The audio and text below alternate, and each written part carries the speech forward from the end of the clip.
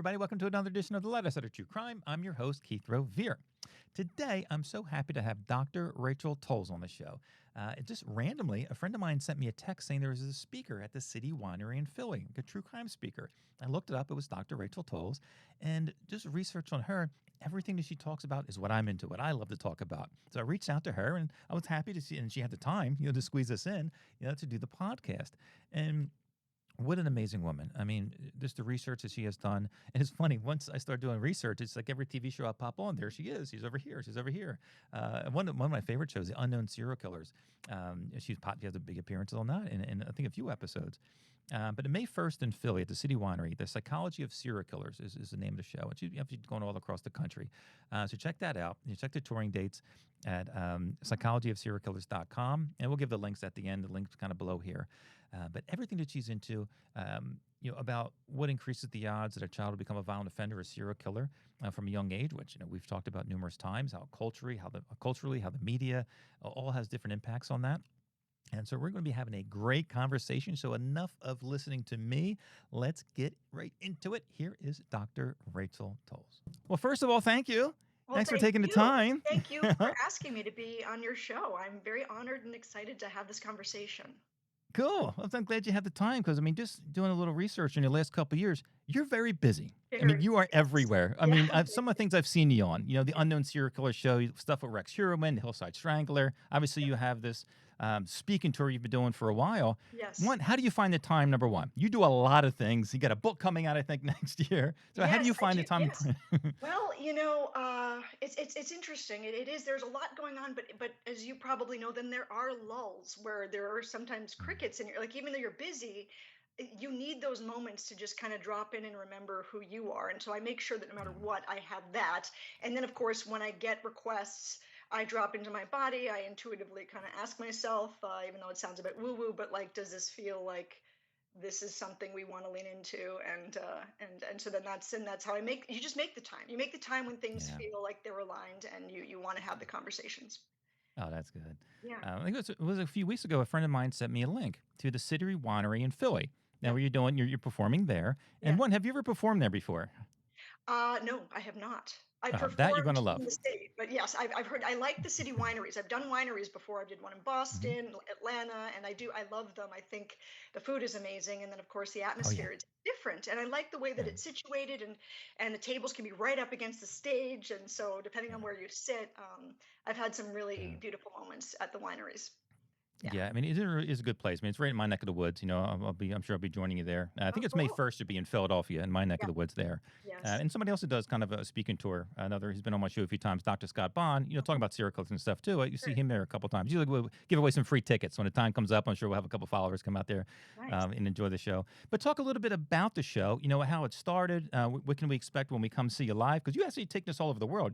I've seen interviews in Australia, in Canada, all over the place. So talk a little bit about the show. Well, I think that when it first started, I think they were kind of expecting a little bit more of maybe what Scott Bond does. He talks about a lot of like the, kind of ancient beliefs of like what psychopathy is, and like just going back to 1941, Hervey Cleckley, and like where the concept came about, and it seems, of course, I don't know Scott Bond personally. We've had an exchange, but he seems to lean really into kind of the way that most people have conceptualized psychopathy. And I'm different in my way of thinking. The book that I'm writing is kind of really re-examining this concept and where it came from.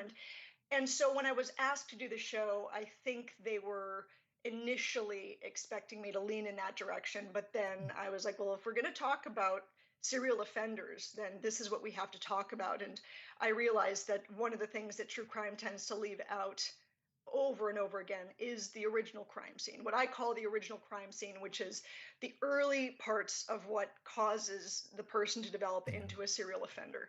And so if I were to reconceptualize true crime, it would be, let's obviously show the current, like the current crime scene, like what did this person do, and then go back to the original crime scene and see how there is a reenactment of some kind, because all dynamics, depending on where you are on the spectrum. Most of us are not on the extreme side where serial offenders are, but we're all on some kind of spectrum when it comes to our behaviors. And what I found is that we are all reenacting dynamics that we originally experienced in our original system. And then, of course, the subsequent systems like schools, work, and whatnot, we're kind of repeating ourself, our cog within that system, and the dynamics that you kind of get locked in early on in life, and how those kind of repeat themselves. And so when you look at serial offenses, you will notice if you dig deep enough, there's a reenactment there where they're now the abuser.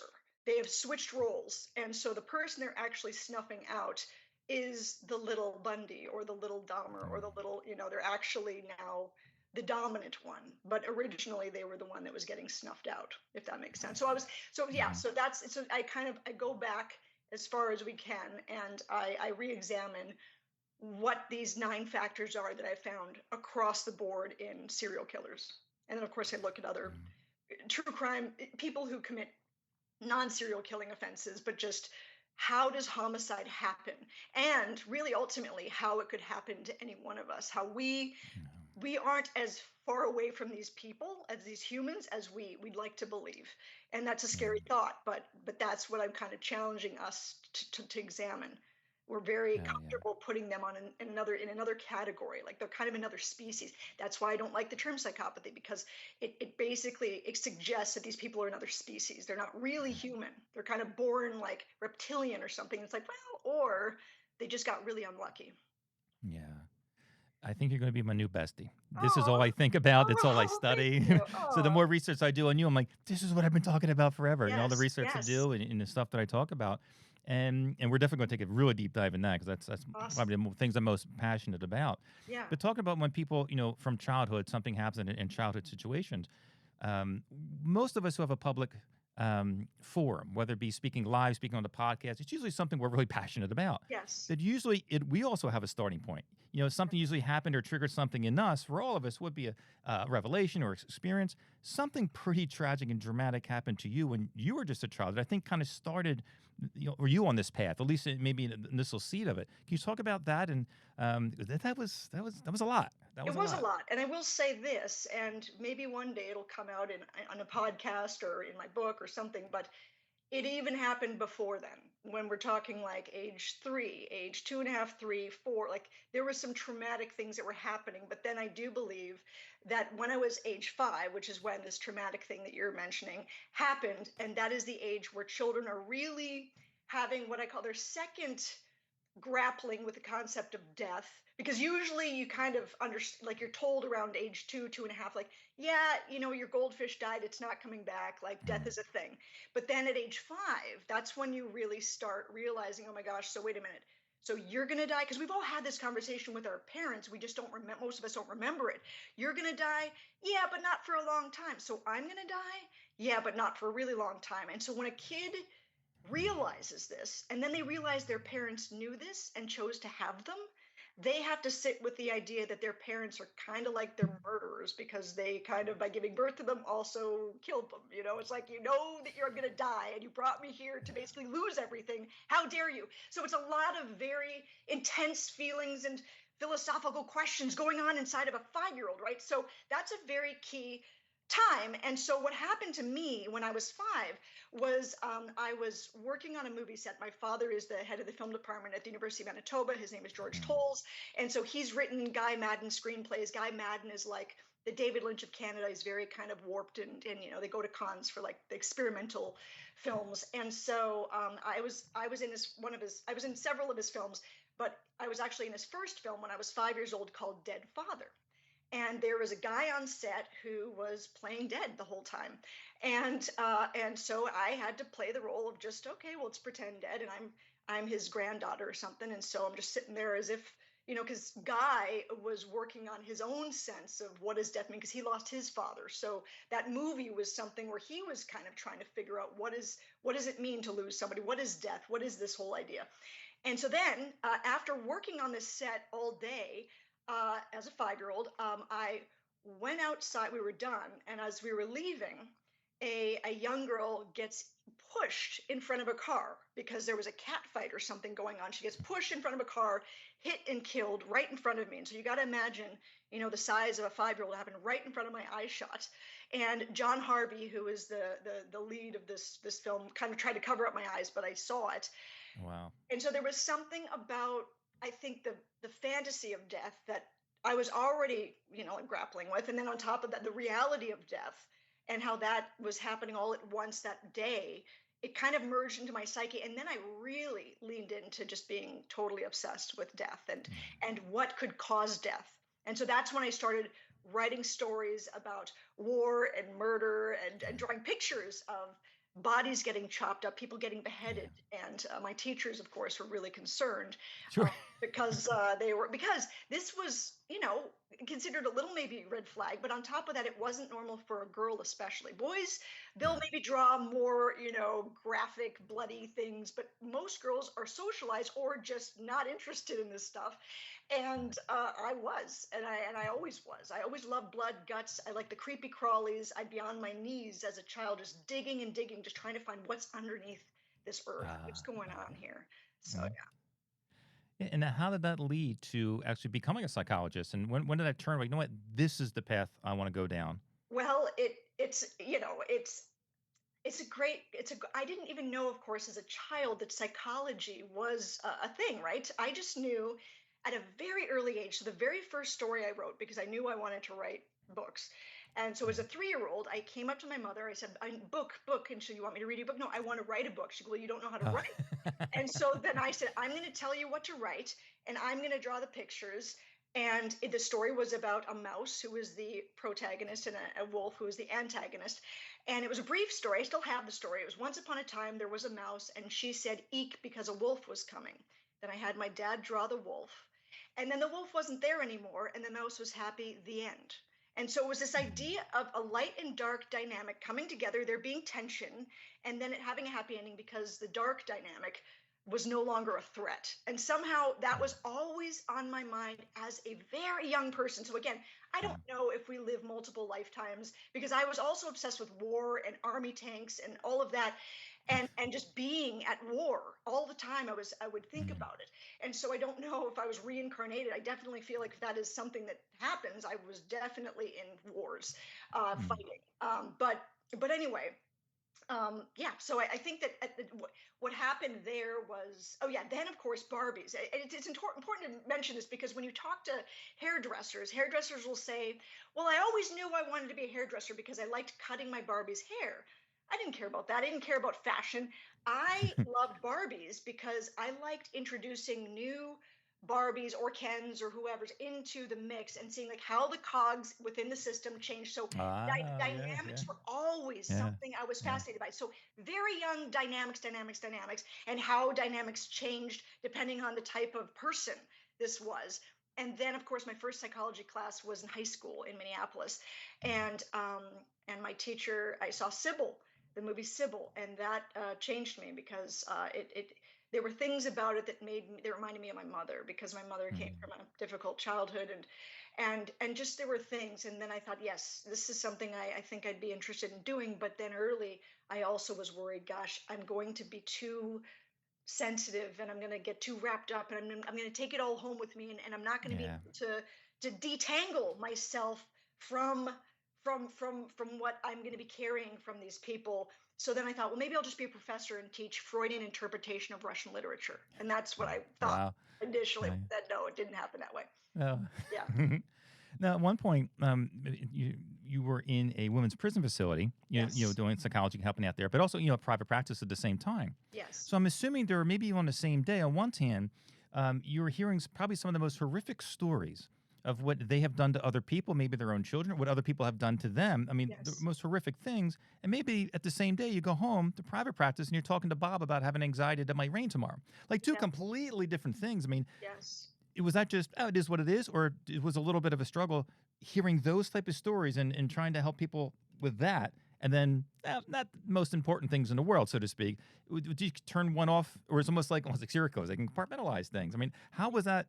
How did that work? That dynamic? Well, I actually started working at the jail before grad school. So in between undergrad and grad school, because I knew I wanted to work in forensics. I knew I wanted to work with criminals, people who did violent things, and the women's prison, the Century Regional Detention Facility. Just immediately when Dr. Maloney, who was my supervisor, he worked on the Michael Jackson case. He also worked on Menendez brothers because he was an amazing Mm. guy. When he was telling me about it, I said, yes, I want to work there in any capacity. So yeah, working there with women who had murdered their whole families, or women who had murdered their babysitters because their camera showed that there was some molestation going on, or whatever it was, talking to, and then of course most of these women. So I think that of course, Orange is the New Black is a show that portrays a situation which obviously is a fantasy version of what it actually looks like. And I think, first of all, I think that working at the prison was the most impactful and important time in my life. Mm. After that time, will, I've just never not been grateful, because Mm. what you realize when you work in a place like this. So this is a maximum security facility. This is for people who are the most mentally unwell or dangerous people in the Los Angeles or surrounding areas, and they've got levels. So I was on level 2, which was the maximum security, where women were handcuffed to tables because they couldn't trust you to just even sit with them without them maybe Yeah. being violent. And so my job working there was to, before I even get into that, these women. So yes, you have women who have murdered their whole families and have been violent, but then a vast majority of these women have just been victims of the system. So they have schizophrenia, they've been homeless for most of their lives, HIV positive, no emergency contacts, they have children, they don't even know their own children's names, and they're handcuffed to tables next to these very violent offenders. And because the legal system doesn't really differentiate one from the other, because money comes down to money. It's like we're like, well, we'll just put them all because they're quote unquote bad and they've done bad things or they're difficult in society, so we'll just shove them all in a room and just hope it works out. And so my job was to basically try and convince these women in different ways, like, don't take your own life. Like, let's talk about, like, Yeah. what is there, what can you be hopeful for, what can we look forward to. Yeah. And so yeah, to your point, so then of course I'd be working with these women, and at the time, right before grad school and right before getting into private practice, because I was in private practice during grad school, I was working as a professional organizer. So I would go from the lowest of the people who have basically had nothing their whole lives, then I'd drive all across town to Malibu, and I'd be working in these houses that had backyards the size of Yeah. football fields, that had Yeah. children's items that had all like $500 tags on them, like, and I at the time was a very poor student. I put myself through school, I paid my own student loans, that kind of thing. So I didn't come from what you'd consider privilege, not like, nothing like that, certainly some privileges, but not like that. And to see the contrast, and also coming from Winnipeg, Manitoba, where I was born and raised, it's not flashy. It's very unlikely you're going to ever see a BMW drive Yeah. by. Like, most of the houses kind of look the same. I mean, you do have people that have more money than other people, but you don't. If you have a really expensive car in Winnipeg, people's reactions to the car would be like, "Why? Like, why did you spend the money? Like, what are you Yeah. trying to like? What are you trying to prove? Like, they don't understand it, right?" So I come from that, and so I'm Mhm. seeing like these really, and I'm like, "Oh yeah, this is the U.S." Like this extreme, like, all or nothing mentality, because that is really, I think, the core of our mental health problem is the all or nothing. You have to be the best, you have to be number one, or you're nothing. There is no Yeah. in between. You have to Yeah. be an A-lister, because B-listers don't count, or you're not, Yeah. like, it's Yeah. all or nothing. And that's what we're constantly being told in this country. So anyway, I know I Yeah. go on tangents, by the way, but I hope that answered your No, no, no, question. yeah, definitely, definitely. Yeah. Now you mentioned earlier too that like how some people don't have an off button, or they take it home with them. And Yes. because I look at what you do, I mean, I study a little bit, but I mean, you're the ones that has, to me, the superpower. Like, to Mm. be able to, look at somebody's mind and heart, almost like the baby Jesus. Just look at somebody, have a couple of conversations, and really know more about them sometimes than they know themselves. Yeah. Do you have an off button, or do you find yourself, I don't know, maybe on a date or hanging out with friends where it doesn't turn off? You're like, stop, Oh, don't look at me, get out of that's my head. I mean, great question. Great question. Well, I feel fortunate. So I think there are three types of people. Some people live perpetually in the past. And they're ones that may be a little more prone to depression, but they will be very nostalgic. They love things. They might be really into Hitchcock, but they love, the like the pat. They're really into nostalgia, and that's what their passion is. But they really live back there, and they think it was so good back in the good old days. Like even if they had a horrible time, by the way, at that time, like now they're nostalgic about it. Now it's the greatest time ever, right? Then you've got another group of people who are future oriented. They're all about like what's next, what's new. A lot of those are more like they like sci-fi. They're into they're just tech, the future, like what have you done lately, that kind of mentality. They're constantly thinking about the future.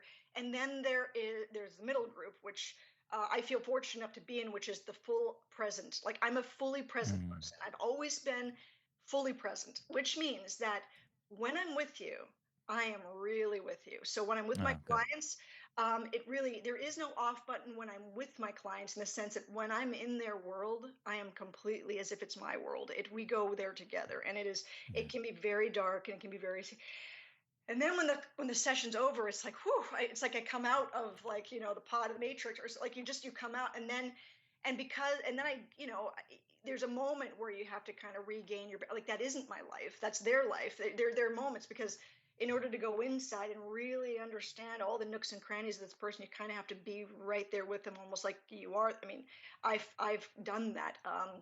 Even though, of course, there's the observer part of me that knows very well, like I'm a clinician and these are the boundaries, etc. But there is an emotional and energetic experience.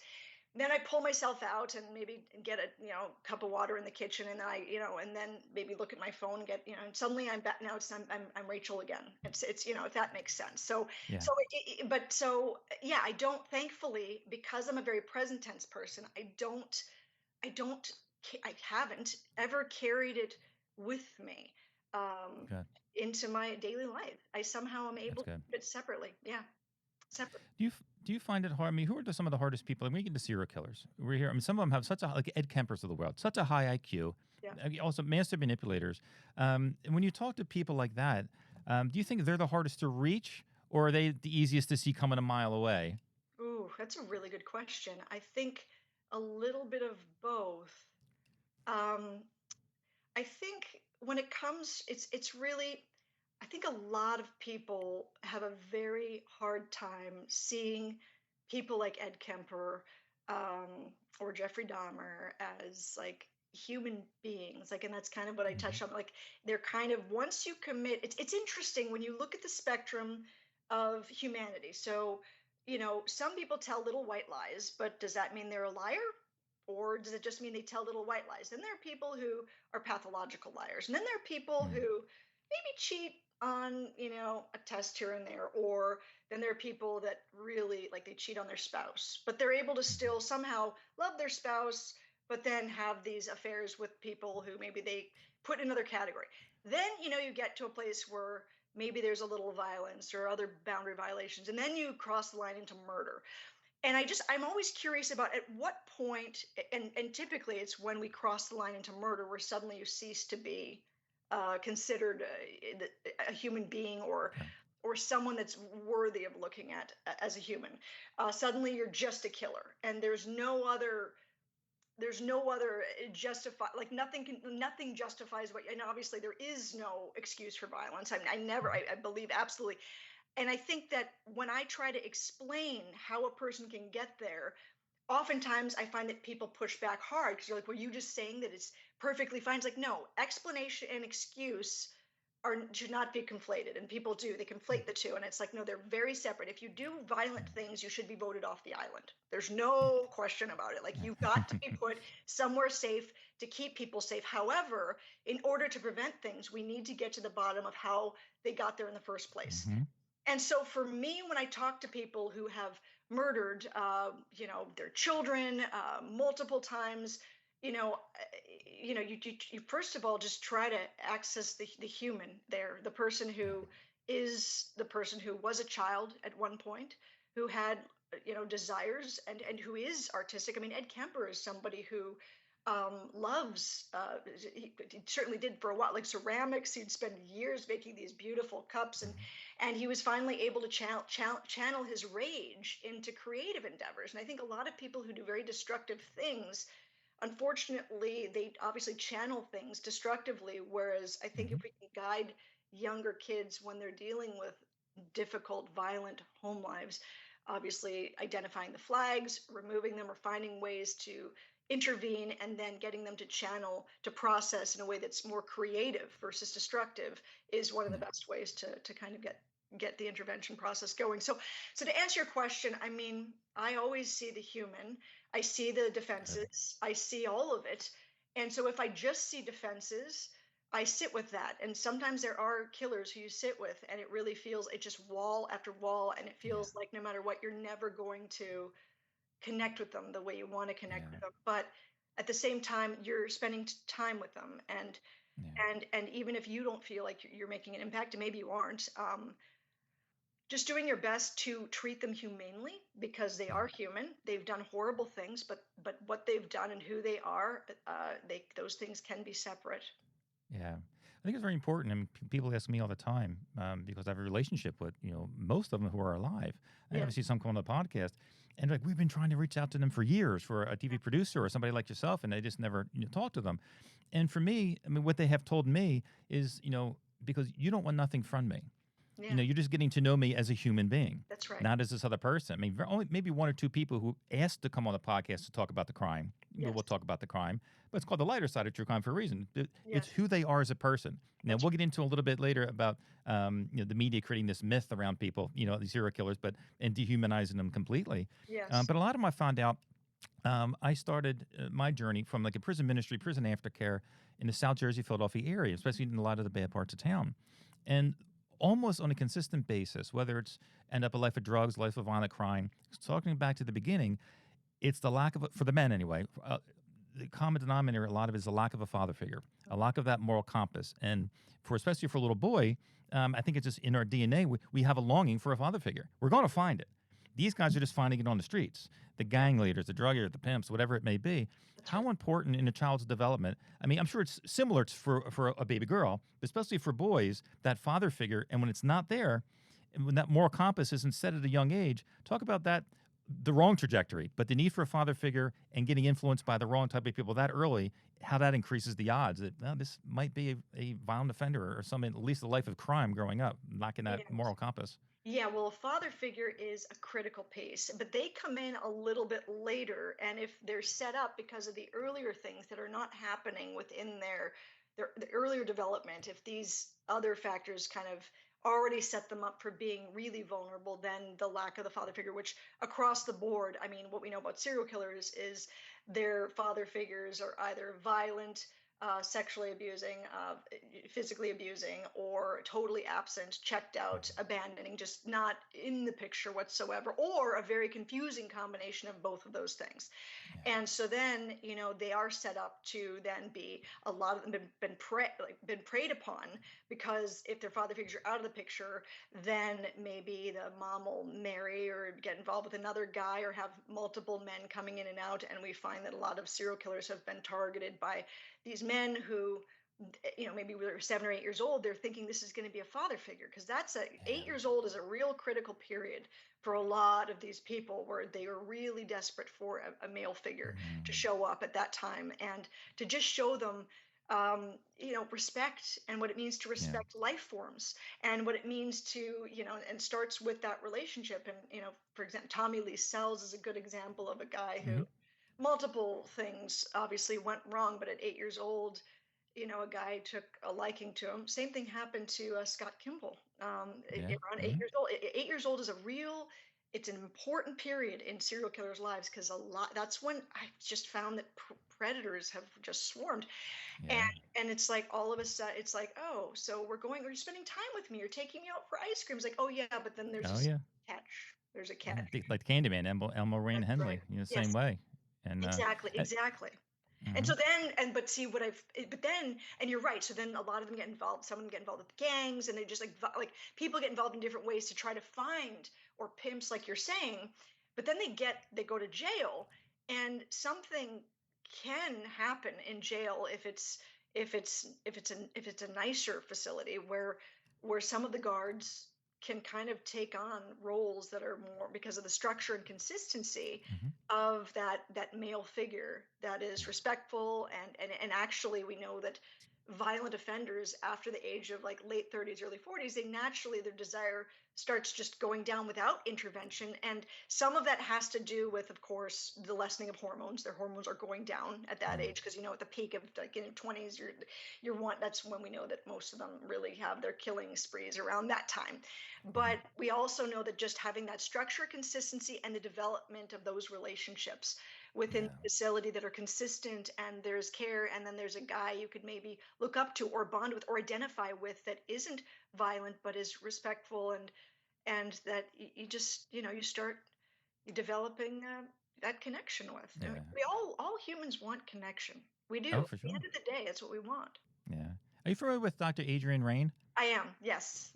I, I probably learned the most, from him. He's a okay. Philly guy, a professor Yes. outside of Philly. The thing that fascinated most is his longitudinal studies.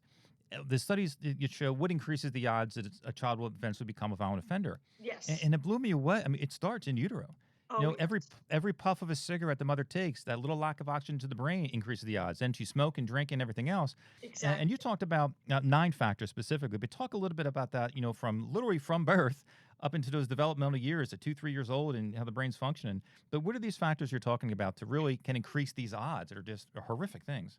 Sure. Well, I want to give you a book recommendation that, because you like Adrian Rain. I like Adrian Rain too. But this book, I would say, it blew me out of the water, even Oh, more. there we go. Yeah. Got my So, pen. have you Go heard ahead, of the do it. book? The book is called Ghosts from the Nursery: Tracing the Roots of Violence. It's by Oh, two women, Robin Carr Morris and Meredith Wiley, and like it really. I mean, and I think Adrian Rain obviously does something similar, but the way this book lays it out, I mean, it's one of my favorite books that I could keep coming back to because you just learn so much. And so, yeah, it does. It happens in utero. So basically, the 9 factors. First factor is, what you call family loading, which is it's genetics and generational trauma. And the reason why um, I put 2 things as the first factor is because currently science has no ability to tease apart genetics from generational trauma in the mm, sense of what contributes to later behaviors, right? And so I know Adrian Rain. I know that he sometimes points to twin studies, and a lot of people look at twin studies because if you have twins that are reared apart, a lot of people take that to mean, well, clearly then there's a genetic component. And yes, we know there's a genetic component, but it's almost like people saying, well, if there's a biological thing, that's what gives people a pass. But we have to also understand that if there's twins being reared apart, there are a couple things. Usually they're being reared apart, but they're still being reared apart in the same country. And if you're being reared apart in the same country, you have the same culture. And mm, if you have the same culture, you're going to have similar parenting styles. Because cultures, if you think about any culture, doesn't, like, of course, not all parents are the same. Of course, we know that here in the US, but like you look at different cultures, which a lot of the twin studies are not American, they're from other countries, and those cultures have similar parenting styles. And so obviously there are the environmental factors that are already similar to why these twins might be similar. But mm, then if you think about the fact that in utero, that's when so many things happen. And I would say, the most important years, so the second factor is mom. The most important years in a child's development happen between 0 and 3. And I say mm, 0 because the in utero portion, it's critical because, so these twins, let's say they're in the mother's womb, they're experiencing the same things because they're in mm. this little universe that Yeah. they. And so there are things called teratogens, which are toxins that and so that can be alcohol, that can be cigarettes, lead poisoning, pills, lots of different things that when a mother consumes them. And so if you look at the peak of serial killing, it's around 1981 and 1987. Like, it's kind of like people are still contesting exactly when the peak was, but it's in the 80s. But then you look back at like the moms who were pregnant with these children. At the time, most of them were in utero. At that time, having a drink or 2 or 3 or what like was considered Mm, not only okay, but doctors encouraged it because it would take the edge off of moms because yeah. they didn't know enough. They didn't know. And so I'm sure you've heard of the whole thalidomide situation where Hmm. babies came out. Mothers took a pill called thalidomide to help with nausea during pregnancy. Nausea. Yeah. Yes, and so unfortunately, they didn't know, but babies would be coming out deformed. So they came out with what they'd call them, unfortunately, flipper children, because they'd have flippers for hands Mhm. or they'd be missing their legs.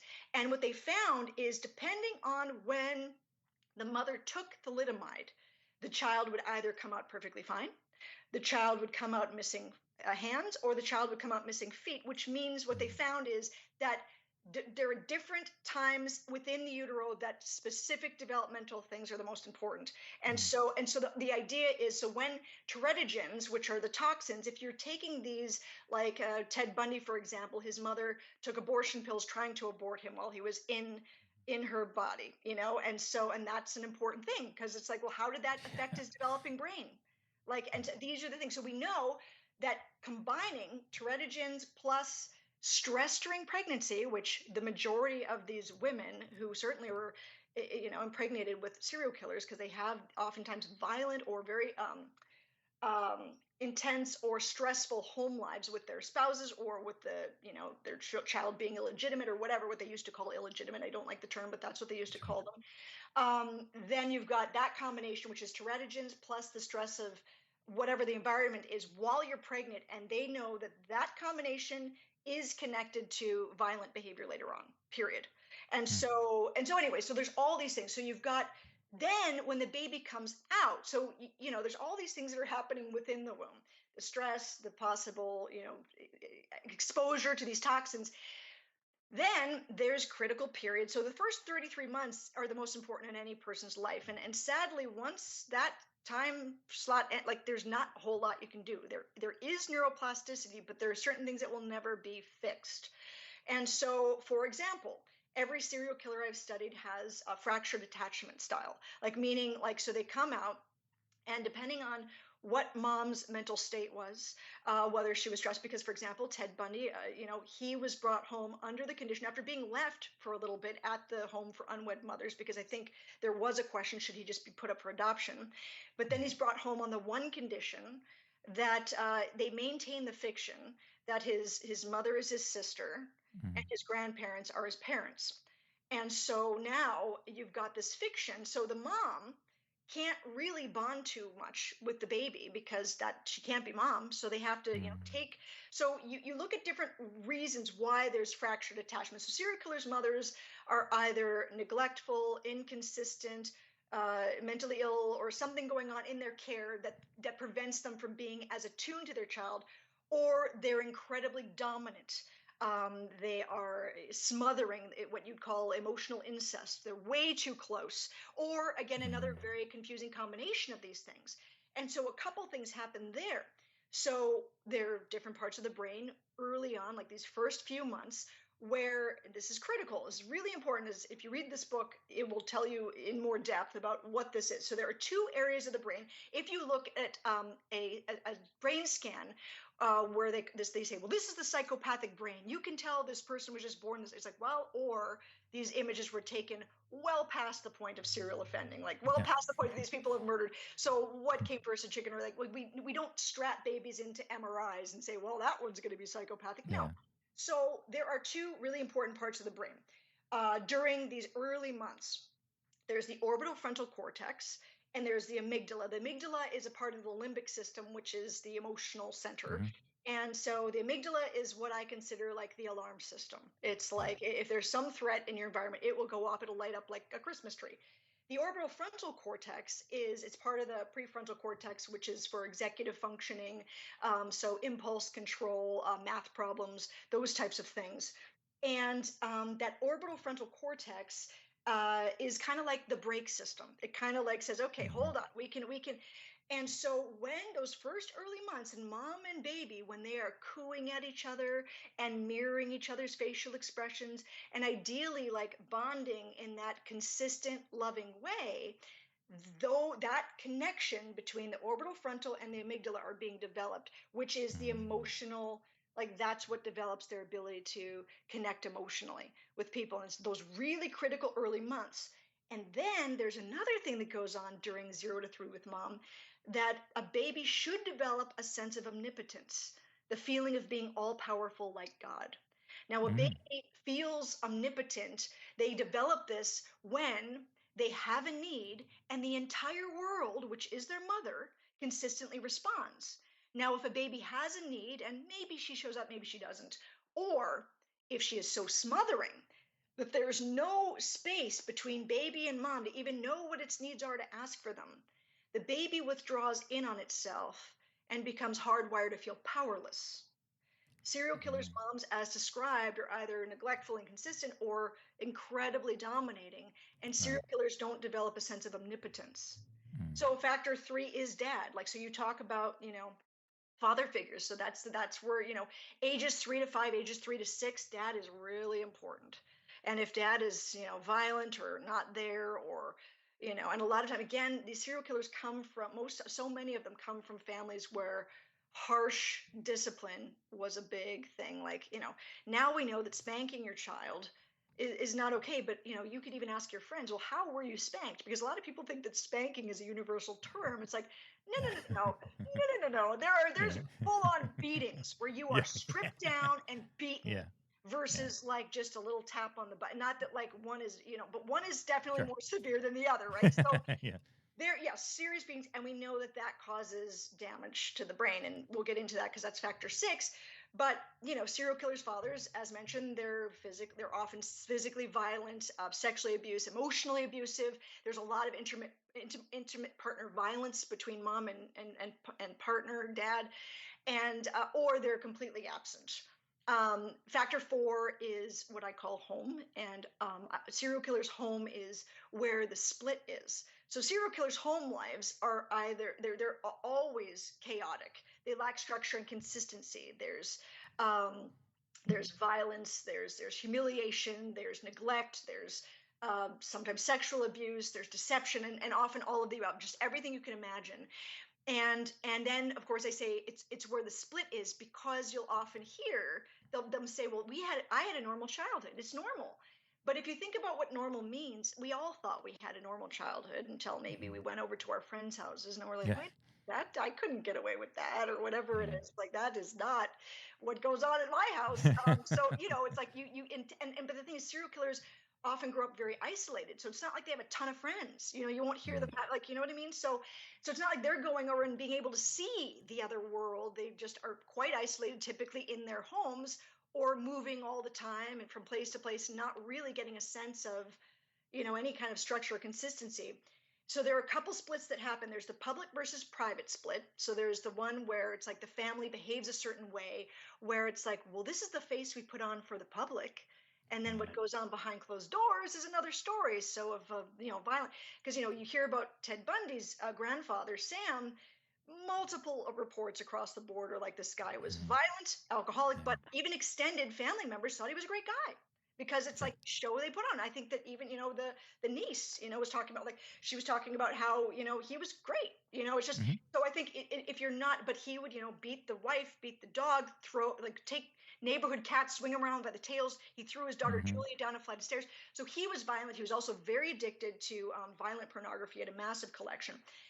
So anyway, so there's the split where whatever goes on behind closed doors and what they present is very different. So then you think about Yeah. serial killers, how they're split personally, personality wise, that's a part of it. But a more important split is that there's usually one or both parental figures that are split, in the sense that either there is alcoholism, drug use, but something where there's an addiction of some kind, where they're in an altered state, Mm. or there's a mental illness. But if you think about it, John Wayne Gacy, he's a great example. His father was very clearly two different people. He'd come home from work one person, because he'd be having to behave a certain way, and also he was considered a neuropsychiatric casualty, being a WW1 vet, coming back and not being the same in the head, raging alcoholic. Then he'd go down to the basement, tie one on or 10 on, and he'd come up and he'd be a completely different person.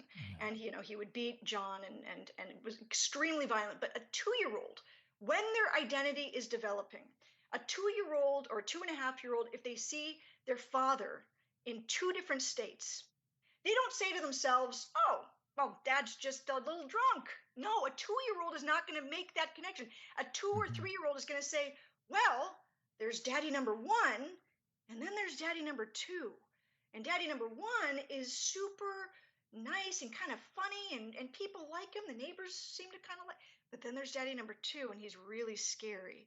And he's really, and that is what gets imprinted in their identity, are two different people because of these two different states of parental figures, because they're in pain. And again, it's not excusing anything, but their parents come from a generational trauma. Because again, serial killers come from generations of this stuff. It doesn't just come out of a vacuum. So this is the way of blaming mom or dad. These are things that mom and dad haven't come to terms with. So they're Sure. just dealing with it. And so factor five is ages 3 to 5. And that is a time where serial killers start to develop what's called a paraphilia. And a paraphilia is a fetish or fixation on an object, activity, or situation. Every serial killer has one, and mostly males, but females too. And how paraphilias start to develop is that they will have a really traumatic event, and the traumatic event will be connected to the image of an object, activity, or situation. And this image will become imprinted in them. And so then they'll kind of go into their little rooms and they'll start to kind of process the very violent or scary traumatic thing with the image, and they'll kind of spin it in their minds over and over again, and it'll be connected, and eventually it will get wrapped up in their sexual fantasies and stay with them forever. But it starts here. So an example of this is Jerry Brudos, the shoe fetish slayer. He was a kid who, his mom really wanted a girl. She already had a boy. She wanted a girl, and she didn't get one. She got Jerry, and she was really unhappy that he wasn't a girl. And she let that Mhm. be known pretty much all the time. Like, Yeah, yeah. because you're not a girl. And so he knew he was not loved because he wasn't a girl, or he didn't feel loved because he wasn't a girl. And you got to think about, because he was born in 1939, ironically the same year that a movie about magical shoes came out, The Wizard of Oh, Oz. right. So you got Ah, to think about, like, early 40s, how women used to dress. They wore the heels and those pretty little skirts and things.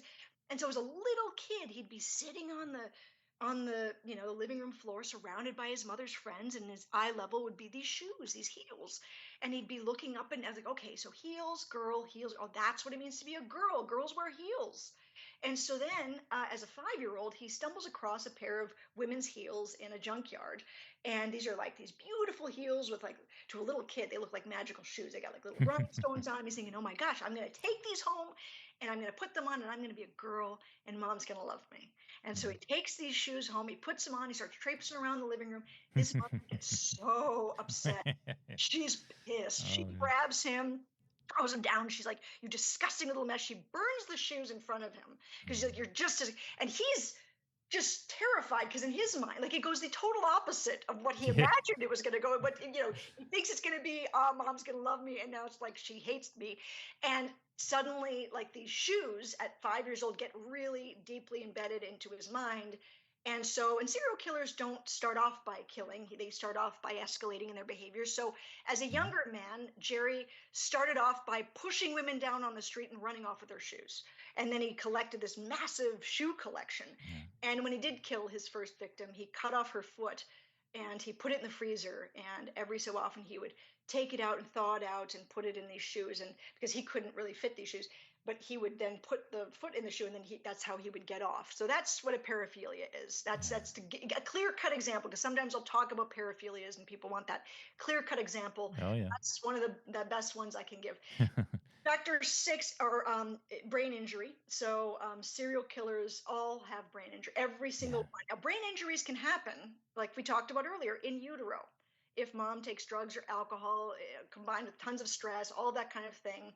If there are complications in birth, if a baby is shaken violently because people can't tolerate a crying baby, which guarantee this household could not, a lot of these households could not tolerate a crying baby, gets shaken, that can cause many hemorrhages.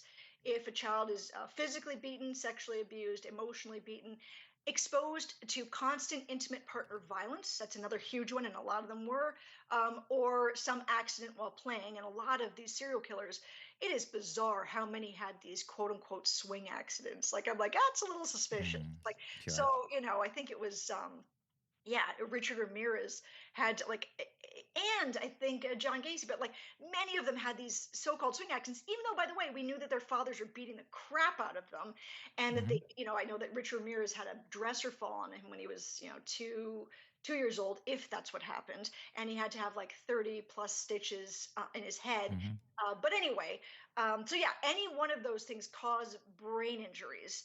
And then you can look at the way the brain works, and there's a little thing when you look at the psychopathic brain, as I mentioned to people, because I don't like, we'll get into psychopathy if you want, but the idea that you've got these images that, again, were taken well past the point that they've murdered. There are these two areas.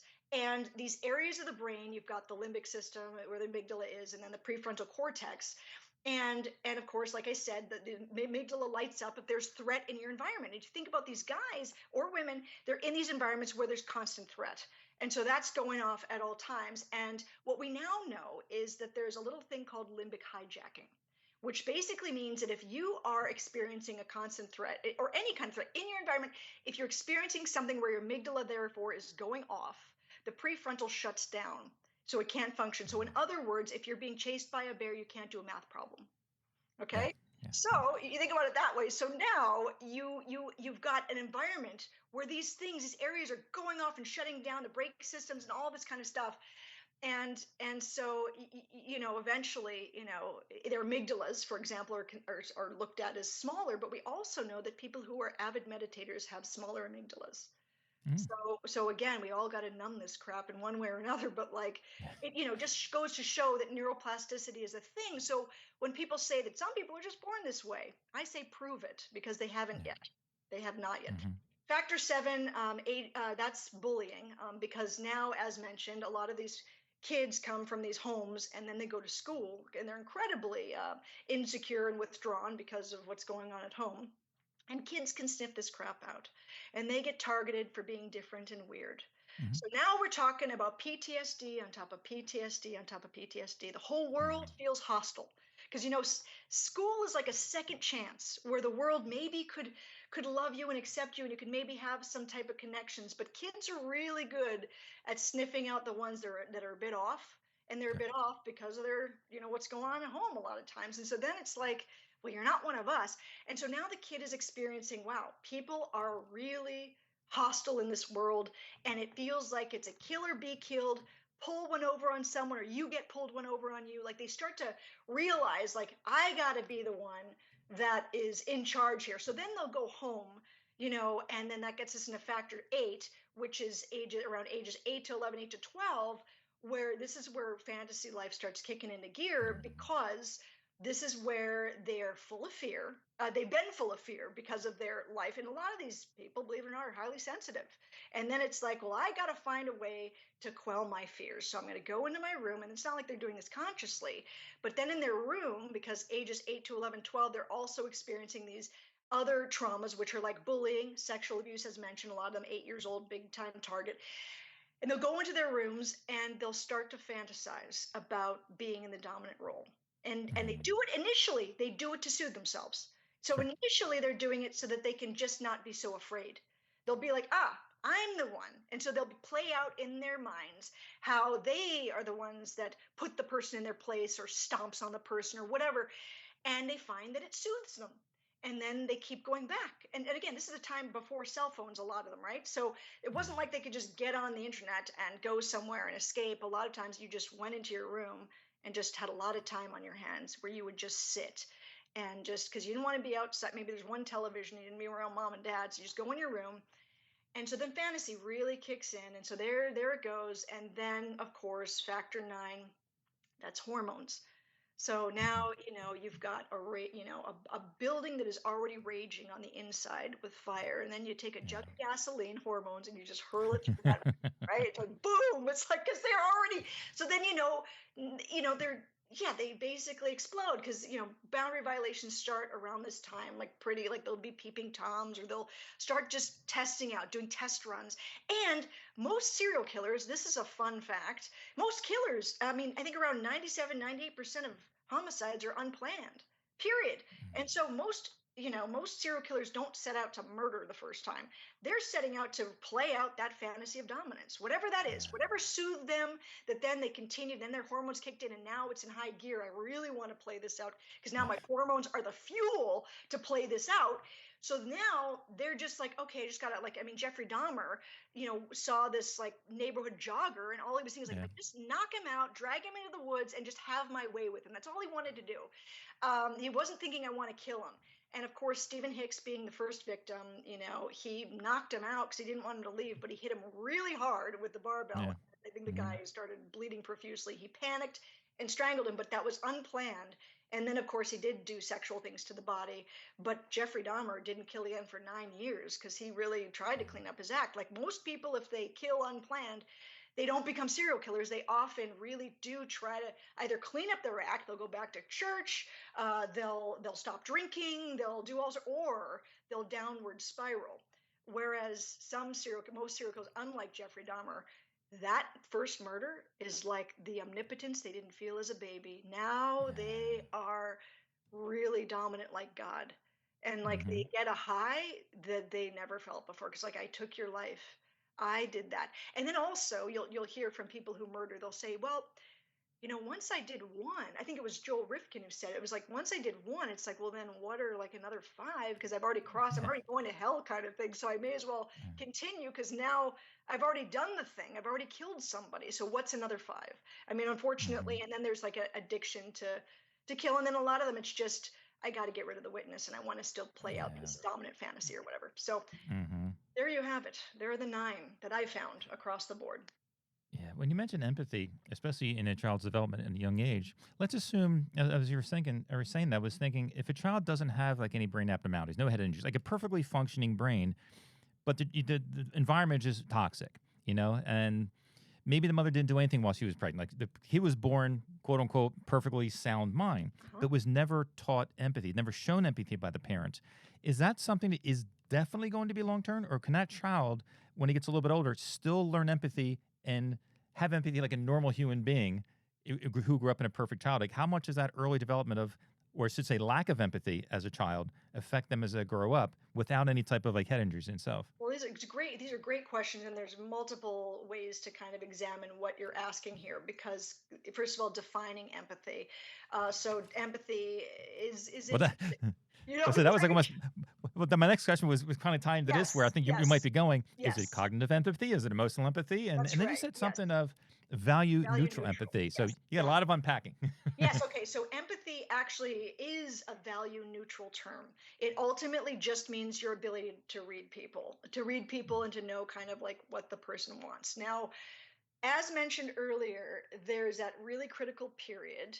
So when you say, well, what if mom doesn't really show the kid empathy? Well, this is where that critical period, when I mentioned the first 33 months, where that orbital frontal cortex developing with the amygdala, that connection is really what then allows you to form that ability. Like if you've got a mom who's mirroring back to you and that part of your brain is forming, that connection's forming, then you're going to be feeling connected to another human being and being able to play the game of, oh yeah, I can see you. Because this is where I think my field, it's sometimes it's a bit of a contradiction, because they'll say things like, well, this narcissistic person, like they completely lack empathy, but they're really manipulative.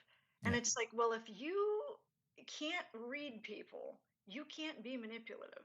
Yeah. So if you completely lack empathy, you can't be manipulative. Like it doesn't make any sense. Yeah. So Exactly. Yeah. it's so that is where, like, so some people call it the cognitive empathy, the ability to read people in order to manipulate. But then there's the affective, the emotional, which is like, okay, if they feel it, can I and I look at that more like compassion. Do you feel like that level of like, can you feel compassion for that person? You feel connected to them.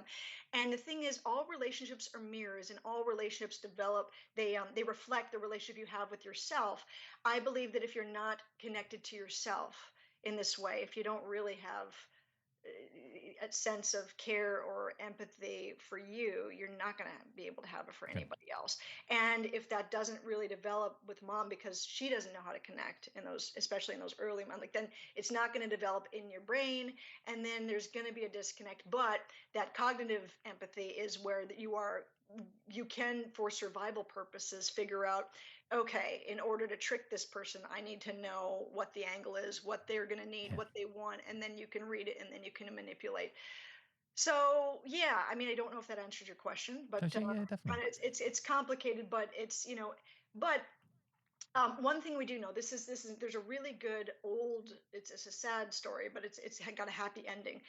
There's an old movie called Child of Rage. It's on YouTube. I think it came out in like the early 80s, about a little girl who was adopted.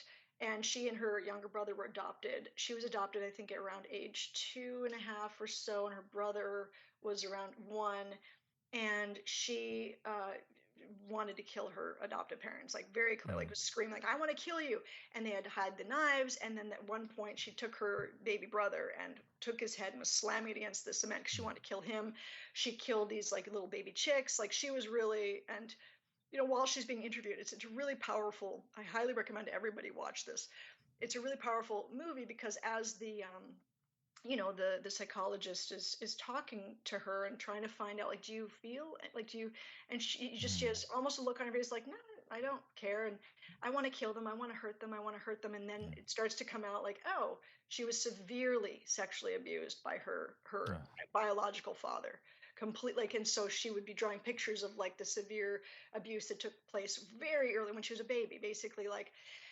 And so what they eventually wound up doing is they put her in a facility, and this is where it gets tricky because, as I'm sure you've heard, some of these facilities, where you think your kid's going to be taken care of, it yeah. can be like way worse. And then, I mean, there was the island. There's a documentary called Children of the Snow, where these difficult boys were sent off to this, I think, Fox Island or something. And then all these guys are just sexually molesting and raping them. Oh, And then these kids would come back and they're way more trouble than before. But they're like, well, we don't mm, know. Your kid's just bad. And that's been what we've basically said throughout time. Like, the kid's just bad. The family seems perfectly fine, but the kid's just bad. So anyway, but mm. thankfully she's put into a facility where people aren't sexually Good. abusive or horrible, and she is given tasks to like take care of little baby animals like the one she Mm, killed and all this stuff. And then at the end, I'm going to ruin, spoiler alert, but you'll watch it and you'll feel, no matter what I tell you, you're going to have the feeling that you get when you actually see the movie. They interview her afterwards, and they say, you remember when you killed those baby birds? And she just started crying, and she just, mm. because she developed the Yeah, ability okay, yeah. to care. And so that explains, Wow. you can Yeah. develop it if you intervene at specific times. We know that if you intervene at the time where they're juveniles, the structure, consistency, their brains are still developing. So there may not be that deep empathy that some people Hmm. really feel because they just got that amazing mirroring and connection with their moms and with their primary caregivers. There can still be that connection of seeing, like, oh, there is love, connection, hope, and I might not feel as deeply connected, but I do feel connection, That's and good. I feel that Yeah. it's positive. So there is hope. Is the point? Good. We can interview. I mean, sorry, if we can intervene when they are juveniles, I think we have our best shot. Good. You probably get this question a lot, especially maybe even in the live appearances that you do, of parents being concerned, like, I don't want my kid growing up to be a serial killer or a school shooter, whoever it may be. Yes. And almost jokingly, they would say, well, I just watched them way that they play with toys with one, like a brother and sister. And the Yeah. brother's always stealing back the toy. It's my toy. I'm no empathy. I'm like, well, they could just be brats. I mean, that's what Yeah. kids do also. Yes. But Yes. I think you talked about almost like a flag system to where sometimes there is time for concern. Yes. What would you say to parents where, or what are some things to look out for? If they really are concerned, what are some things that they should really be looking out for? And some things, well, that's just kids being kids. Great question. I think that, okay, the flag system is something that I came up with. Well, and I've kind of tweaked it since I kind of put it out there, because here's the thing. Number one, parents should be more concerned these days that their kid's going to be a mass shooter versus a serial killer, because serial Yeah. killers, they're not as common, and there's lots of reasons for that. I mean, for one, thankfully we have a lot of surveillance, so someone like Yeah. Brian Koberger, like, you do one, chances are you're not going to get away with more.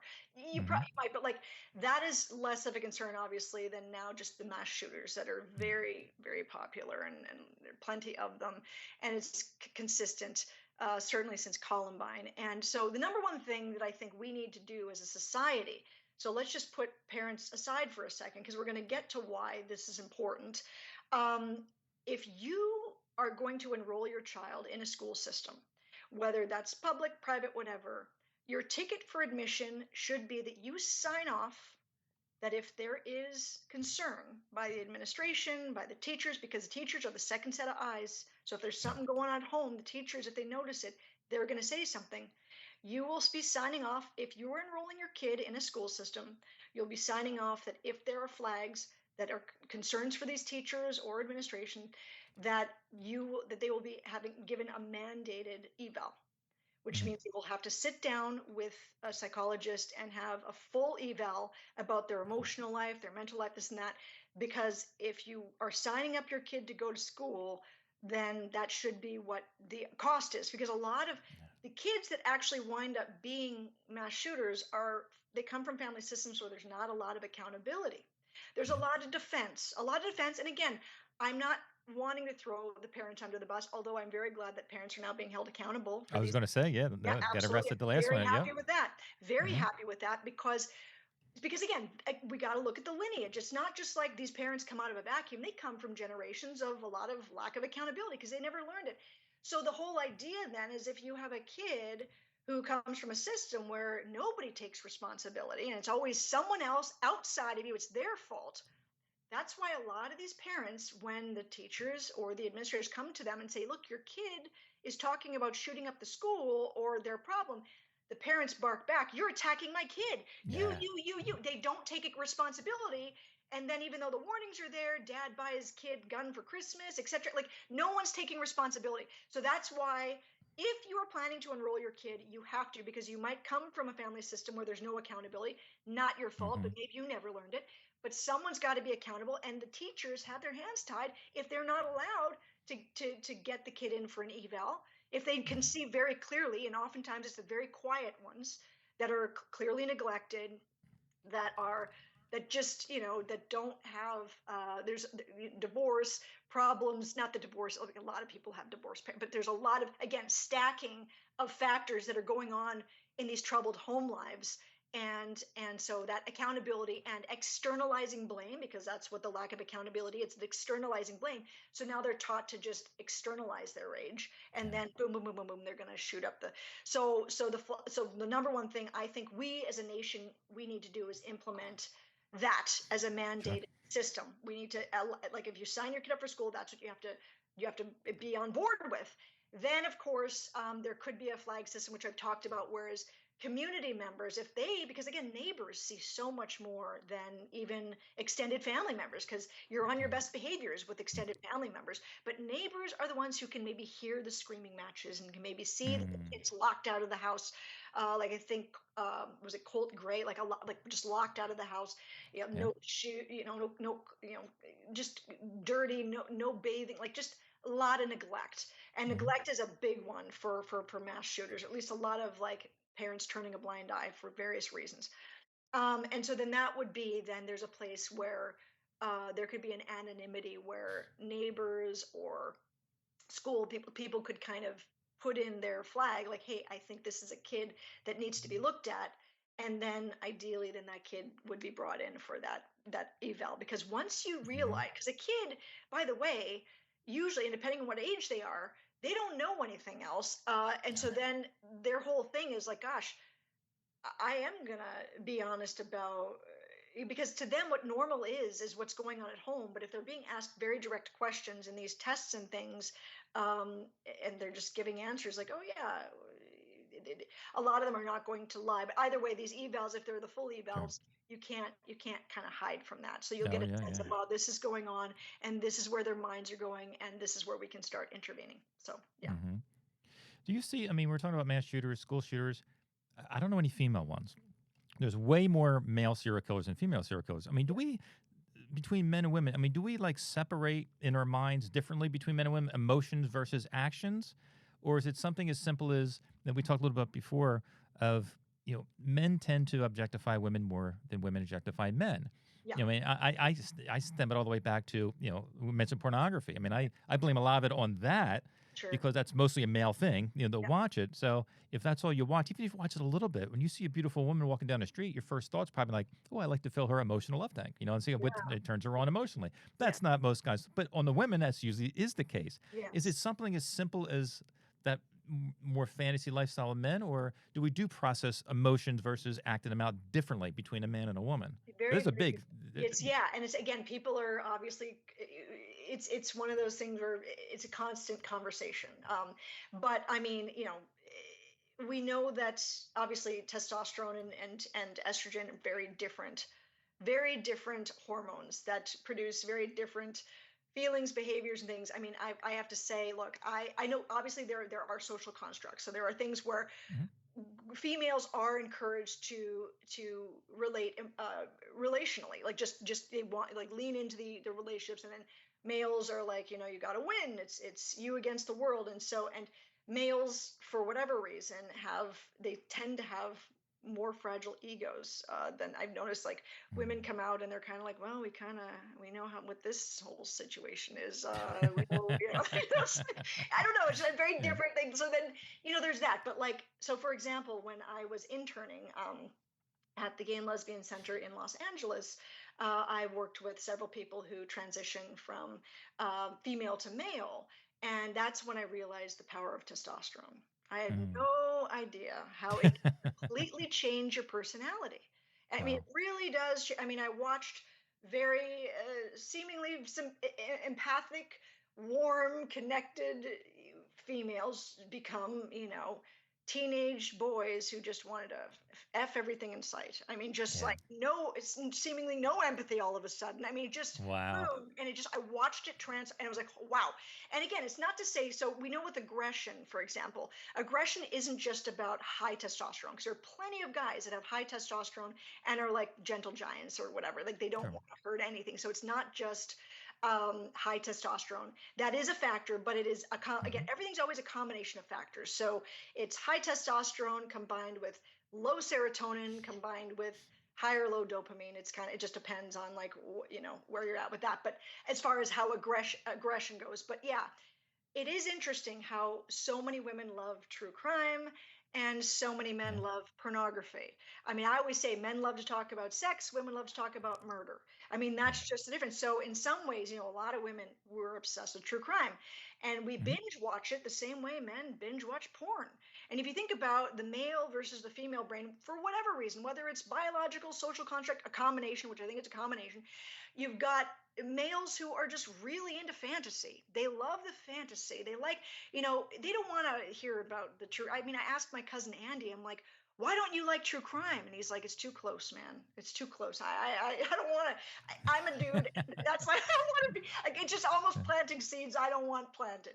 Whereas like women, most of us are not, we're more likely to be the prey than the predator across the board, statistically speaking, right? But Hmm. men, they like the fantasy, the porn, so they'll watch it and it'll soothe them. Number one reason right now why the dating situation is so difficult for men and women is because women, of course, now are becoming way more independent. They have their own jobs, they're able to do everything on their own. And so what they're saying is like, hey, we want you guys to step up. We want you to like Hmm. treat us well, do all this stuff. Some women are like now saying like a mediocre girlfriend is basically the bar of what we're just asking for a boyfriend. Like just like at this point, like just treat me like not even a best friend, because no one's gonna come close to your best girlfriend, but it's like a mediocre Yeah. Yeah. girlfriend. If a guy can just be that, then great. But but guys, what's happening with them is because of our society, which is basically set up to just give us soother after soother, kind of Yeah. like Wally, if you remember that movie, where people are just sitting in their chairs, in front of the screens with their big gulps and just soothing themselves into like a sleep state. That's all we're doing. And so men have, well, period. Well, all of us have learned with our phones that that if we feel anxiety, at any levels, it starts in junior high. Because when we were in junior high, we didn't have cell phones, so we had to tolerate Hmm. how uncomfortable it was to be in our weird little bodies in front of people, especially going to gym class and changing. It was all weird, right? But now kids can just go on their cell phone, and that's a soother, which then doesn't really allow them to develop that ability to start tolerating the anxiety. And so now Oh. you've got people who don't know how to tolerate their own anxiety because they've got soothers. So that gets us right back to this idea of why is the dating situation so difficult now? Well, as women are now getting more aware of what they're worth and demanding more from men, men are learning, well, I I don't know really how to tolerate my anxiety. So I have a choice. I can either go home and soothe myself with a blunt and some weed, or I can take a woman on a date and possibly get rejected and pay for like, and I can't tolerate that. Very Yeah. uncomfortable. I'd rather just smoke a blunt and watch some porn, like, because then I Yeah. know I'll get off and I can just, so they're addicted to soothing themselves. And so now we're finding just that, people, less and less people are coupling up because it's like, Yeah. we're just in completely different places. And I know that I just went off Yeah. on a tangent. I don't even remember your original question, but Oh no, that was it. That was good. Just okay, how we okay. process things differently. And Yes, so yes. you talked about how, from DNA plays maybe a part, or growing up in a childhood, early development, culturally kind of plays a part in becoming violent offenders. But I think a third one, and and I don't think people talk about this enough, is the role of media in creating not just the myth about these people, but I think I kind of liken it to, back in the day when a fan would run out on the field, the camera would follow and everyone, oh, and he'd be on TV, he'd be on TV, Yes, until they yes, stopped covering that live. No yes, one runs out on the field anymore. Maybe you go to goofball once in a while, but yes. do you think unintentionally the media, because I look at it as a lot of these crimes, I think, yes, there's crimes of pure hatred for that person or for that group of people. But I think a lot of it now with the media is they're thinking almost of an audience Yes. before the crime itself. Like, oh, I Yeah. want like the old cowboy and Indian days. I want to go down in infamy, being the biggest, Yes. the six shooter. That's Um, do you think that media that is true? That media does play a part, even if it's unintentionally, in creating these oh, quote without unquote question. mythical figures? Yes, without question. Without question. So, and it's not like this is anything new in the same way that our obsession with serial killers is nothing new. I mean, think about Jack the Ripper. It was the biggest obsession ever. I mean, to the point where, like, I think no one's been written about more than Jack the Ripper, and that was way back in the day, right? So it goes to show, like, humans have always been interested in this. And so let's go back to the when assassination was really popular, because assassination Hmm. was the big thing before serial killing became the big thing. It was before that era was assassinating. And one of the things that a lot of the people who would assassinate would be like, I want to be somebody. They would all, a Yeah. lot of them say that. So they were already saying it because they knew they'd get the media coverage, and they knew, if I kill this famous person like John Lennon or JFK, or my name is going to go down in history with that name. And we know that their names are connected with that other name. Like, there's no way you think about JFK without thinking of Lee Harvey Oswald. Like, you don't, Yeah. you just, these are the names that go down in history with the famous person they killed. So that's always been a draw. But of course, now with the internet, well, of course, let's go back to Columbine. I mean, look at what happened with Columbine. And so what I've noticed is that it's always like the first big thing. Of course, there were shootings, mass shootings, and school shootings that happened before Columbine. Hmm. But this happened in 1999, and it was the first one to really go viral because the internet was just coming out, and it also was two shooters. They were dressed in trench coats.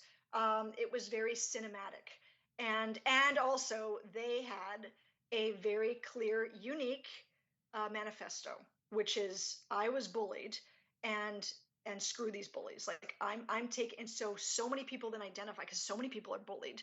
And so then it's this idea of, like, yeah, after all, the anti-hero suddenly became very popular. Hmm. And then of course all the coverage on that, I think, really obviously created the monster that we see now, which is that. And what's interesting, there's the book Columbine, which I do not agree with, because the writer very clearly separates one from the others. Eric Harris is the psychopath, and Dylan Klebold is just a depressed guy. It's like, okay. Mm. And so Eric Harris, if he was the one that was the driving force, then why is every single mass shooter that follows just like how you described Dylan Klebold? Yeah. It's not, Yeah. so you kind of got it wrong, buddy. And also, a kid who's, he basically took a 16-year-old's journals, and that's how he said that's a, it's like, no, you read your journals when you're 16 years old. We're all Yeah. black and white thinkers. We all seem to have a personality disorder back then, because we think, like, Hmm. oh, if you don't love me, we're going to die. Like, it's just our way of thinking back then is all or nothing. Our society is very all or nothing. As mentioned earlier, I was talking about the fact that, like, either you're the best, you're special, or you're nothing. And so now these kids who become mass shooters or killers, they feel like, okay, I can spend my life trying to achieve a gold medal, which takes a lot of, whatever, a lot of work, period.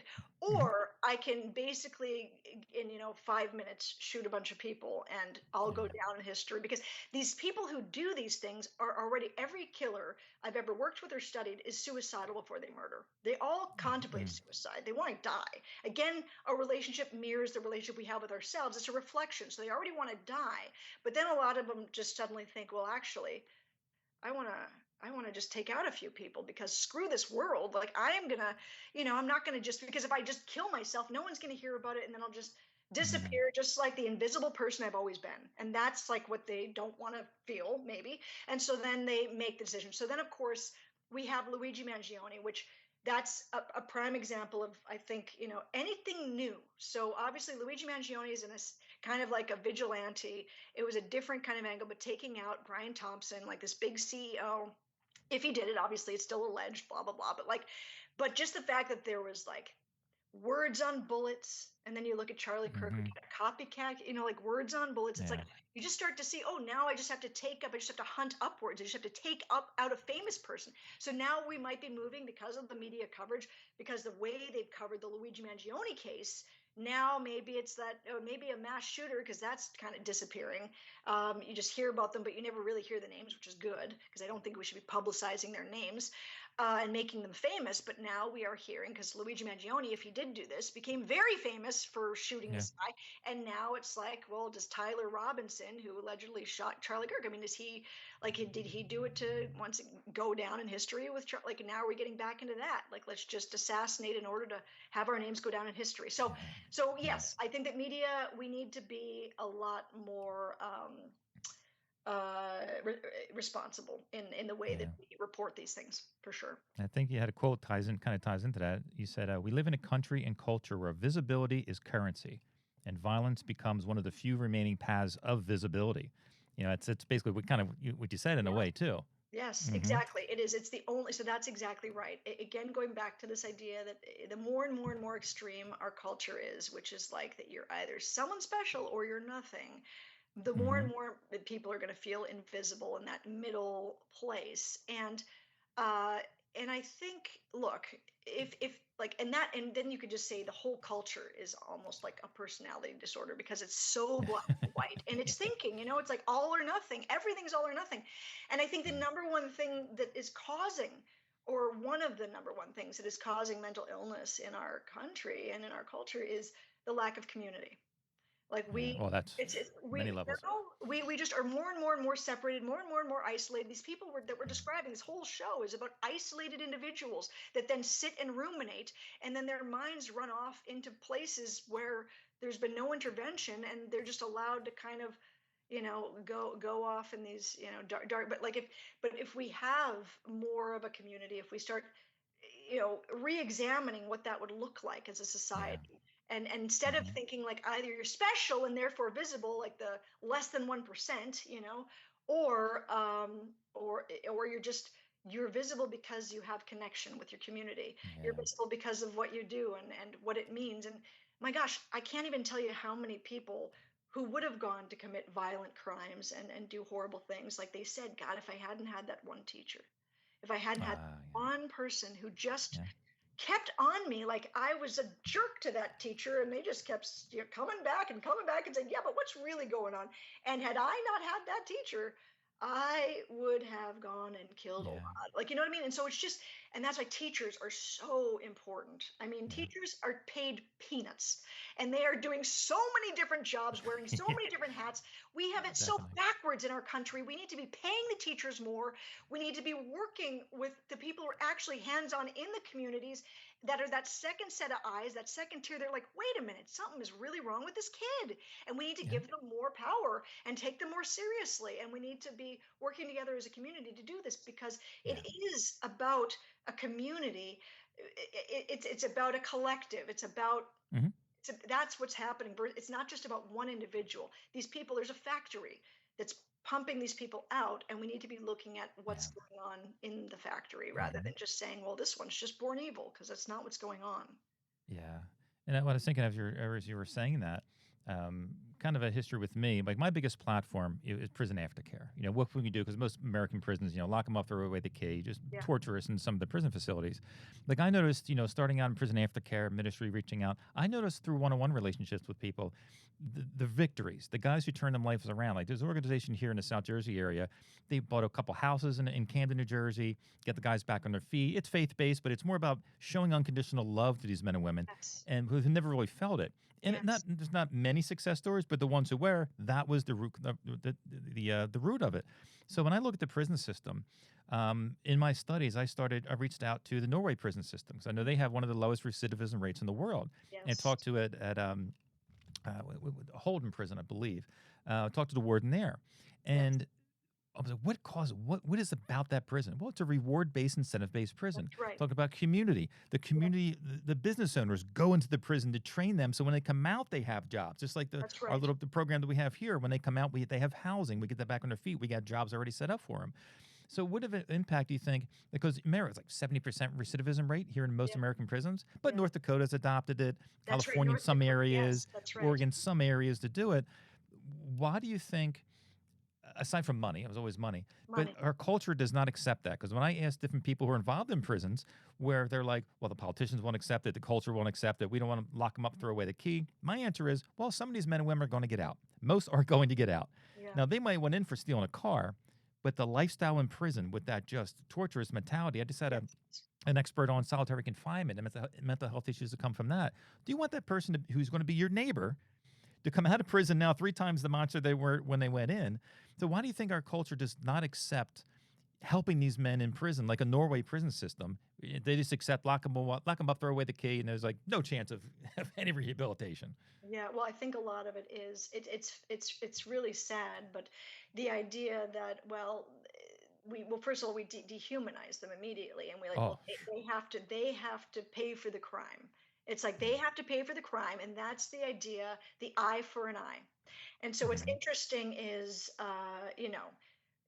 getting back to the concept of empathy. We're really, really good at accusing some people of having no empathy, but we're not great at looking at the lack of empathy we feel for the people we accuse. Oh yeah, great And we're point. doing the same thing. We're doing the same thing. So what we're doing is we're attacking these people who have most of the time, all the time that I've found, been dehumanized in one way or another throughout their youth and childhood. And now they are, of course, playing out what they've learned. They dehumanize, and then we go ahead and dehumanize them further Yeah. and then we get on them for dehumanizing, but we're treating them like animals because we think, well, Hmm. now you've lost your right to be human, so therefore, and it's like, oh yeah, now we're the dehumanizing people. So what's that Yeah. about? Versus exactly like what you're saying with Norway. First of all, though, the people in Norway, of course, it comes down to money, but they are trained for years for free. They're given free access to education where there's psychology, there's developmental classes that they can take that show them who these people are. So when they approach the prisoners, they approach them in a humane way, like, oh, you probably came from very difficult things, Yeah. and likely when they enter, it's the first time people really connect with them on this level, like slow down Yeah. and see them in a certain way. And yeah, we're not set up for that. I think that we have a very punitive way of responding, Hmm. and I think it's because there's fear, and also obviously culturally, again, we're not set up like everything in our culture is very black and white versus community based. A lot of Yeah. places in Norway, there's more community. There are more community just in so many other countries. Oh yeah. We are so individualistic. We're Hmm. so That's why I think 67% of all serial killers come from the US. I mean, that's important to know. I think the second highest percentage is England, and they come in at 3.4%. So that's a That's huge gap. wild. And it's like, well, so how are we? Is this a factory that we're developing? And it's like, well, yeah, individualistic. So again, like what's mine is mine. And like there's no real sharing, and there's just a sense of, well, you lost your rights, so you're going to be punished. And a lot of times we become punitive because we haven't resolved all the times that we ourselves were punished for how quote unquote bad we were. So Yeah.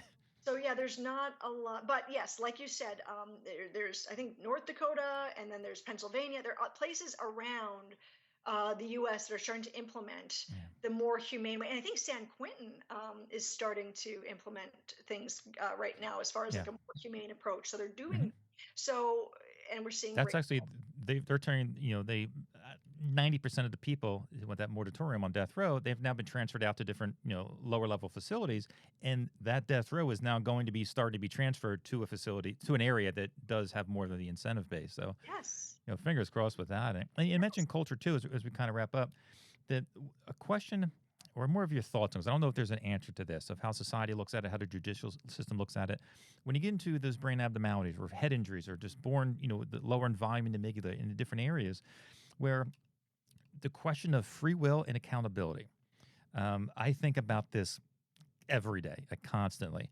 When you look at somebody, especially with somebody like, let's say, sexual sadism, where Yes. that has to be up on the top of the list of almost uncontrollable urges. But Yes. when you mix in brain abnormalities of any sort, like, for example, somebody with Tourette's, Hmm. when you mention free will, now, taking the religious aspect out of free will, like a God who was never created everything, is the only thing free. Okay, let's put that aside. But normal free will, like somebody, I would argue, with Tourette's, would love more than anything in this world not to tick Correct. verbally, did just so. I would say that person does not have free will to stop. So if their arm ticks and hits somebody, are they really accountable for hitting them? Yes, but the guy's not going to press charge. Okay, you get Yes. Tourette's, I get it. But when it comes to violent offenders, and you can definitely prove that this is some sort of head injury, some sort of brain abnormality, Yes. where I would question free will in them, Correct. and I Me would too. question, Yes. accountability to agree. Again, you have to be locked. We have to do something with you, Yes. but the court system says, "Oh, you know right from wrong. You don't need mental help." Well, they know right from wrong, but they can't stop. They don't Yeah. have the That's ability right. sometimes to stop. So Yes. how do you wrestle with those thoughts? Because I'm on the side of, like, I'll question your free will. I'll question your accountability, not just to lock you up, but maybe, yes, we can't let you back out, but maybe you need mental health. You need to go to a different facility, not just to a prison. But how do you wrestle with that? What are your thoughts on just that massive This is topic? one of my favorite things to talk about, and I've been adamant about my point of view about this since I was about 10 years old. I really, I lean more towards determinism in the sense that, like, if you actually think about it, uh, if you didn't choose your parents, you didn't choose your genetics, you didn't choose what happened in utero, you didn't choose the brain stuff that either happened or didn't happen during those first 33 months. If you didn't choose the traumas that you experience in your childhood, if you didn't choose, the bullying, or like, you didn't choose any of all this stuff, the genetics, the environment, all these things, and then, and then of course what happens when hormones get thrown in, you didn't choose that whole combination of stuff, so you didn't choose any of this, and now your brain is wired a certain way and you're making choices from that place. Now, are these choices that, like, you know and this is again, comes back to empathy, because whenever I talk, when I do these lectures, without question, at least one show every night, people, well, I had a bad childhood and I didn't kill. Yeah, And yeah, of course. so people are very quick to say, I had a Yeah, lot of those things happen to me of and I course. didn't. It's like, yeah, and you're lucky, Yeah. because most of us don't want to hurt people, and we're Mhm. lucky. I think about, and this is a very controversial, especially right now with the Epstein files.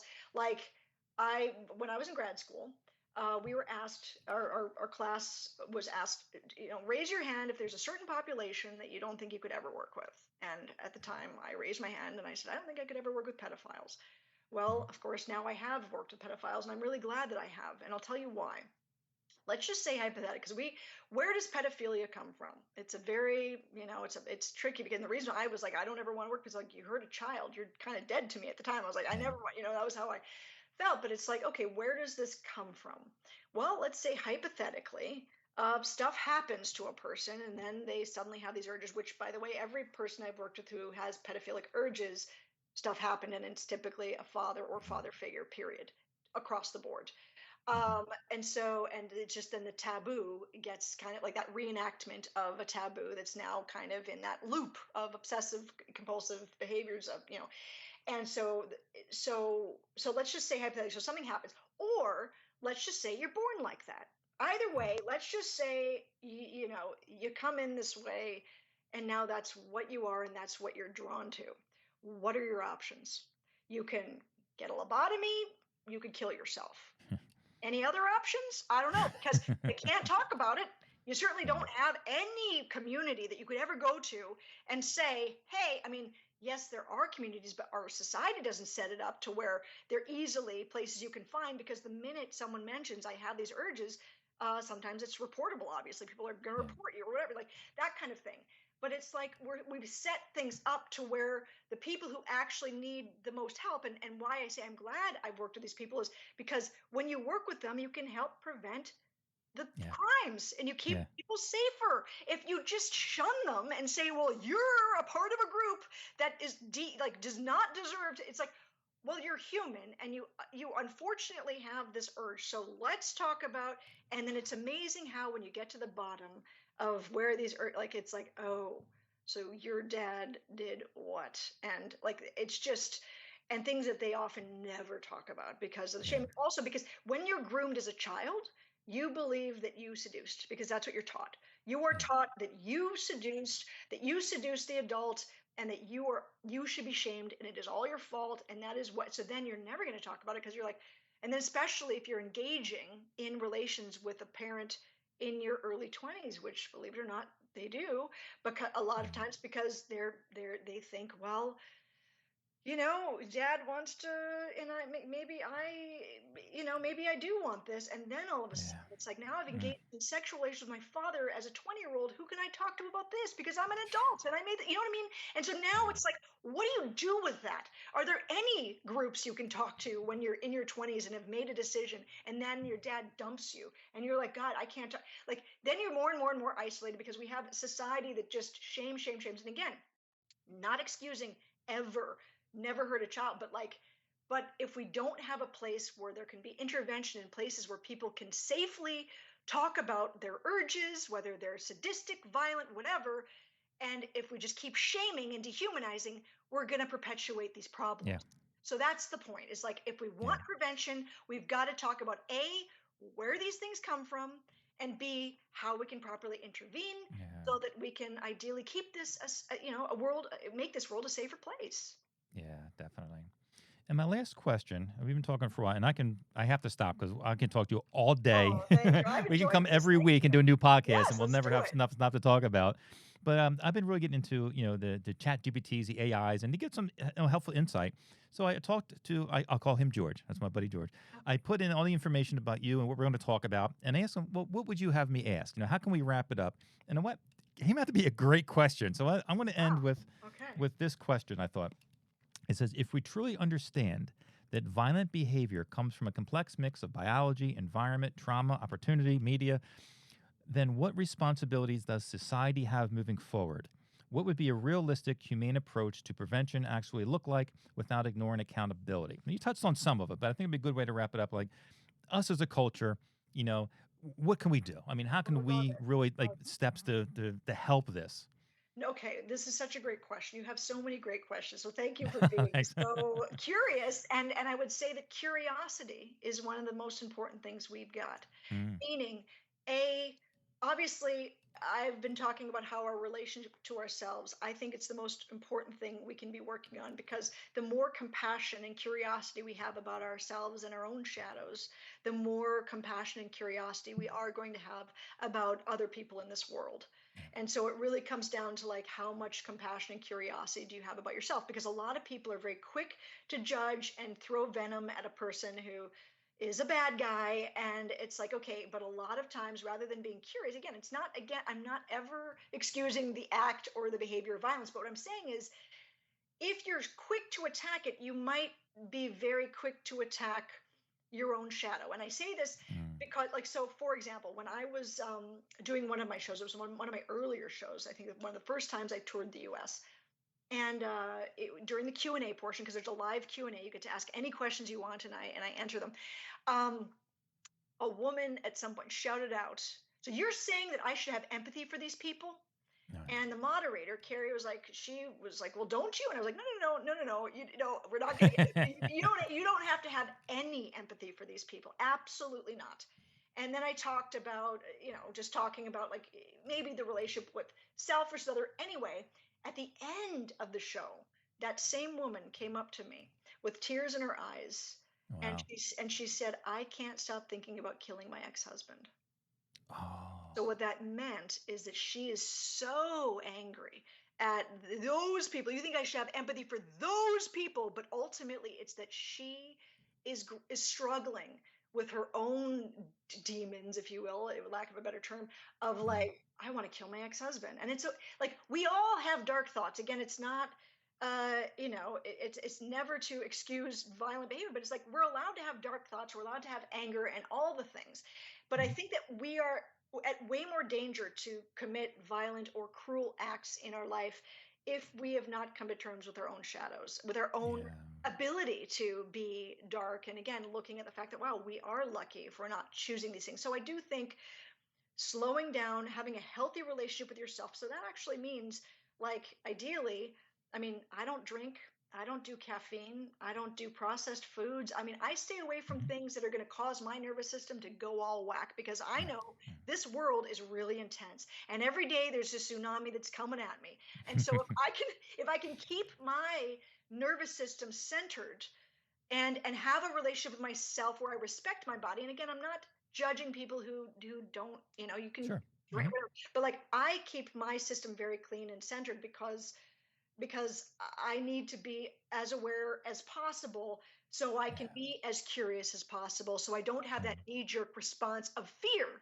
Because when our nervous system is all jacked up, we're going to be in the fight or flight or freeze Yeah. response way more often than we are in the more drop into your body, be present, and curious about, wait, what just happened here? Because that means you have, and I meditate every day because it creates space between myself and the tsunami of the day. It allows Yeah. for me to Yeah. stop and have that space and say, wait a minute.